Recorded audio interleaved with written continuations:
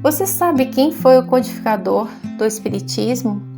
O nome é Allan Kardec. Você já deve ter ouvido falar, sobretudo se interessa pelos assuntos espíritas. É preciso, inicialmente, que você saiba que ele não fundou a doutrina espírita, nem inventou-a ou descobriu-a. Ele codificou os ensinamentos dos espíritos superiores, transmitidos a diferentes médiuns na segunda metade do século XIX.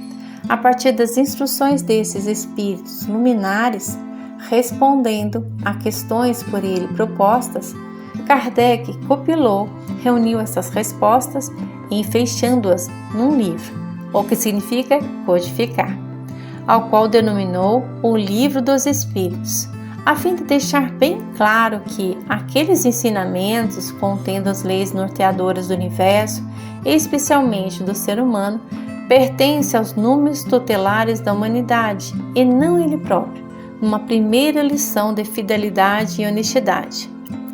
Allan Kardec é o pseudônimo adotado pelo eminente professor e pedagogo francês Hippolyte Léon Denisard Rivail.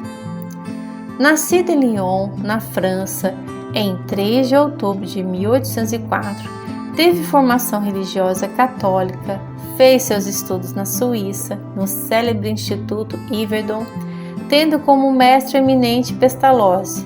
Transferindo-se para Paris, Denisard Rivail inicia seu trabalho profissional, logo distinguindo-se como emérito professor por sua vasta cultura e pelo método que adotava, fruto do aprendizado com Johannes Heinrich Pestalozzi.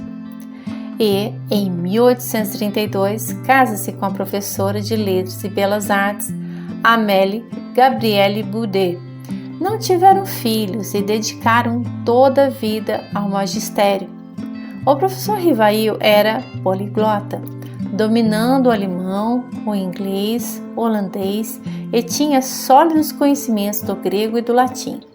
Como pedagogo, publicou várias obras didáticas, entre elas Curso Prático e Teórico de Aritmética, Gramática Francesa Clássica, Programa dos Cursos Usuais de Química, Física, Astronomia, Fisiologia, Soluções Racionais das Questões e Problemas de Aritmética e Geometria.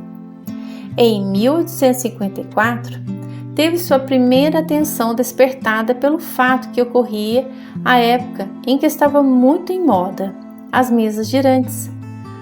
Às festas e saraus não faltavam as experiências com a mesa, em volta da qual as pessoas se sentavam e esperavam que ela se movimentasse, respondendo às perguntas formuladas. A princípio, ao tomar conhecimento do que estava acontecendo, Rivail não se mostrou interessado, crendo mesmo que tal não seria possível. No ano seguinte, um amigo, o Sr. Carlotti, explicou que a mesa respondia às perguntas por intervenção dos espíritos. Ainda nesse momento, o professor teve dúvidas, até que em maio de 1855, aqueceu em assistir a uma sessão em casa da senhora Pleine Maison, a convite do Sr. Partier. Foi esse o seu primeiro contato com os fenômenos mediúnicos. Como pesquisador que era, o professor Rivail buscou aprofundar e conhecer melhor tudo aquilo. Conheceu a família Boudin, cujas filhas eram médiuns, que escreviam as mensagens numa ardósia com auxílio de uma pequena cesta, num processo ainda lento e difícil, mas que não deixava margem à dúvida. Outros médiuns vieram associar-se ao trabalho que se iniciava. Como se desprende, Rivail não era médium, no sentido de mediunidade ostensiva.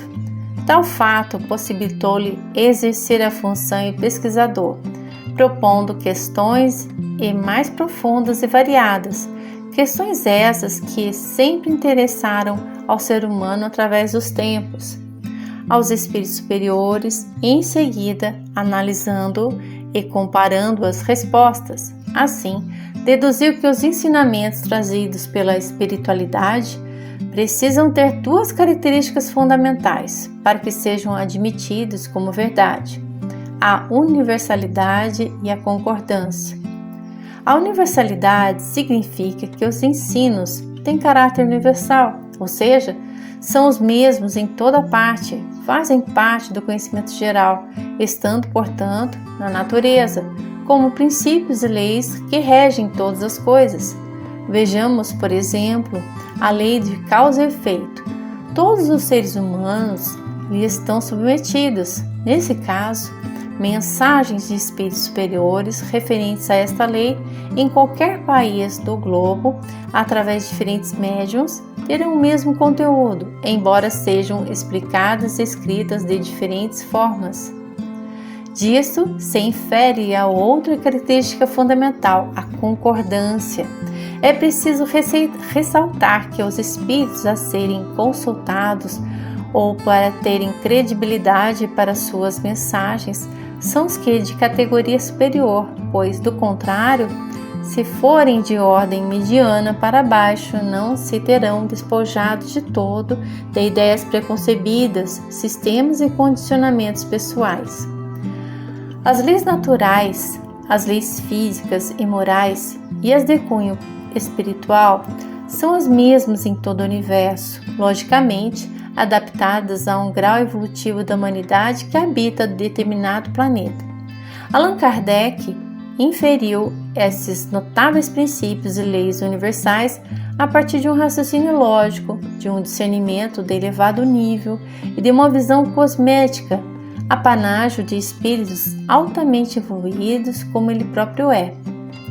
Além do mais, tudo isso tem sido divulgado pelos grandes vultos da humanidade em todos os tempos, desde Hermes Trismegisto, no Antigo Egito, conhecido como Tote, passando por Buda, Krishna ou profetas e até Jesus.